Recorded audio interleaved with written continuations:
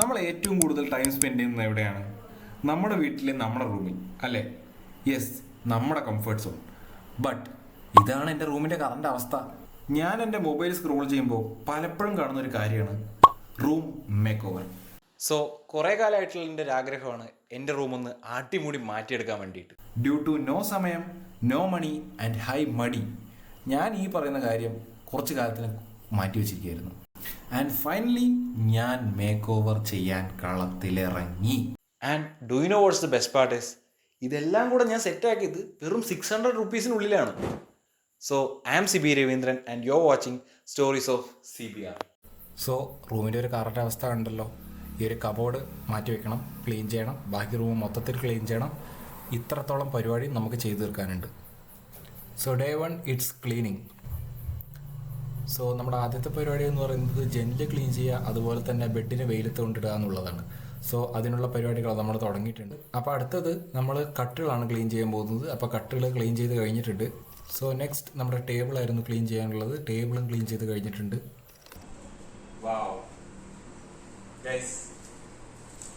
ഇത് ഞാൻ എൻ്റെ 6th സ്റ്റാൻഡേർഡിൽ ഞാൻ ഒറ്റയ്ക്ക് ഉണ്ടാക്കിയ ചെസ് ബോർഡാണ്. ഞാൻ കാണിച്ചത്. ഇത് ക്ലീൻ ചെയ്യുമ്പോൾ ഈ കബോർഡിനകത്ത് നിൽക്കിയതായിരുന്നു. നോർമൽ ഒരു കാർഡ്ബോർഡ്. ആ കാർഡ്ബോർഡിൻ്റെ ചുറ്റും ഒരു ഇൻസുലേഷൻ ടൈപ്പ് വെച്ച് ബോർഡർ കൊടുത്ത് 8x8 അത് 64 ബോക്സ് വെച്ച് അതിൽ ആൾട്ടർനേറ്റ് ആയിട്ട് ബ്ലാക്ക് ആൻഡ് വൈറ്റ് കൊടുത്ത് ചെയ്തൊരു ചെസ് ബോർഡാണ്. അപ്പോൾ ഇതിൽ നമ്മൾ കുറേ കാലം ചെസ് കളിച്ചിട്ടുണ്ടായിരുന്നു, ഞാനും ഫ്രണ്ട്സൊക്കെ കൂടെ. അപ്പോൾ അതിൻ്റെ സാധനമാണ് ഇതിൽ ഉള്ളത്. ഞാൻ അപ്പം എടുത്ത് വെച്ച സാധനമാണ്. അതെനിക്കിപ്പോൾ ഈ ക്ലീൻ ചെയ്യുന്ന സമയത്ത് കിട്ടി. ഇതിൻ്റെ കോയിൻസ് തന്നെയാണ് കേട്ടോ. ഇതിപ്പോൾ എക്സാമ്പിൾ കാണിച്ചിട്ടാണെങ്കിൽ ഇതാ കാണാൻ പറ്റുന്നുണ്ടോ എനിക്കറിയില്ല. ബ്ലാക്ക് കളർ B എന്ന് വെച്ച് കഴിഞ്ഞാൽ ബ്ലാക്കിന്റെ ബിഷപ്പ്, പിന്നെ ബ്ലാക്ക് കളർ S ബ്ലാക്കിന്റെ സോൾജർ, പിന്നെ ഇതുപോലെ എല്ലാം ഉണ്ടായിരുന്നു.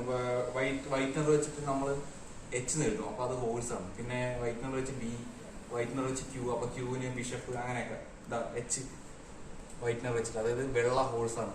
അപ്പൊ ഇത് നമ്മൾ ഇത് കറക്റ്റായിട്ട് അറേഞ്ച് ചെയ്തിട്ട് ചെസ് ബോർഡിൽ കളിക്കുന്ന പോലെ തന്നെ ഇതിൽ കളിച്ചിരുന്ന ഒരു കാലം ഉണ്ടായിരുന്നു. Yes. Day 2 the products. First product.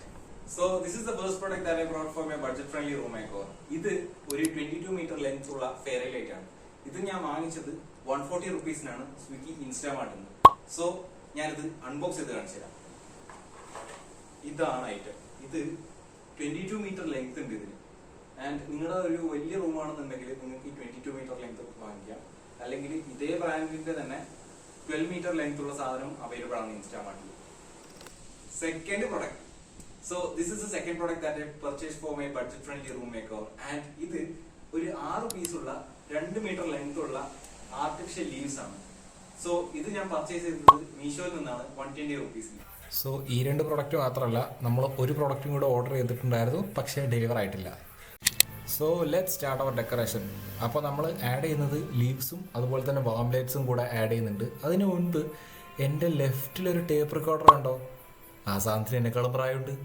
10-35 കൊല്ലമായി ആ സാധനം വീട്ടിലിരിക്കുന്നുണ്ട്. But it's still working. And അതിലിപ്പോഴും FM റേഡിയോ സപ്പോർട്ട് ഉണ്ട്. അതുപോലെ തന്നെ ഞാൻ ഈ ഇടയ്ക്ക് അതിലൊരു ബ്ലൂടൂത്ത് മൊഡ്യൂൾ വാങ്ങിച്ച് ഫിറ്റ് ചെയ്തിരുന്നു. And now it's a bluetooth speaker also. എങ്ങനെയാണ്? വിൻറ്റേജ് ടച്ച് ഇല്ലേ? സാധനം പൊളിയല്ലേ? And now it's time for the final out.